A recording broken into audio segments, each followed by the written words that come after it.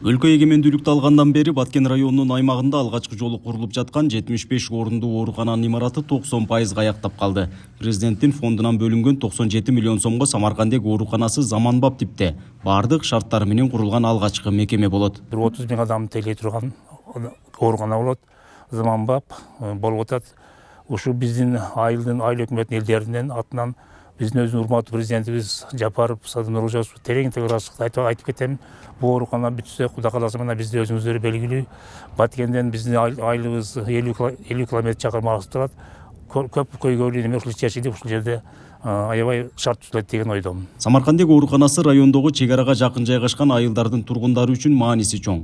Чек ара окуяларында жол жабылып, Актатыр, Самаркандек айыл өкмөттөрү район борбору менен байланышы үзүлөт. Бул учурда бейтаптар 100 чакырымдан алыс жайгашкан Лелек районундагы ооруканага барууга аргасыз болуп келишет. Самаркандек жалпыдары практикалык борборунун дагы 75 койкалуу 97 миллион сомдук имарат. Бул Садыр Жапаровдун ошол президенттик фонддон каржыланып, ошол бүгүнкү күндө курулуш иштери активдүү жүрүп жатат да.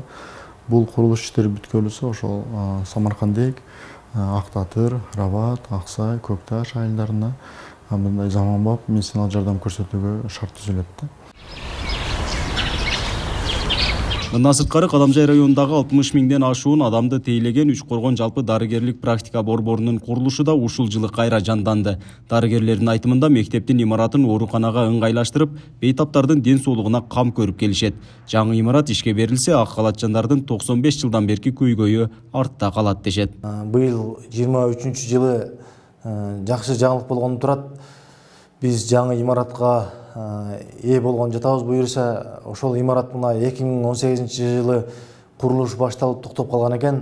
Мына быйыл ушул имараттын курулушу кайра жанданып, эгемендүүлүк күнүнө ачылууга пландап жатабыз. Үч Коргон ооруканасы мындан дээрлик 100 жыл мурда участкалык оорукана болуп түзүлүп, ушул кезге чейин жандандыруу бөлүмү ачылган эмес. Өткөн жылы гана эл аралык уюмдардын колдоосу менен 6 орундуу бөлүмү ачылыптыр. Аны менен катар эле медициналык аппараттары да жаңыланган. Үч Коргон больницасында эч кандай реанимация бөлүмү жок эди. Бул тяжелый больнойлар приемный койка келип эле состояниясы оорлашып, баягы кызыкайга жеткирип аткан жолдо эле оорлашып, состояниясы начарлап өлүп калган учурлар көп болот эди.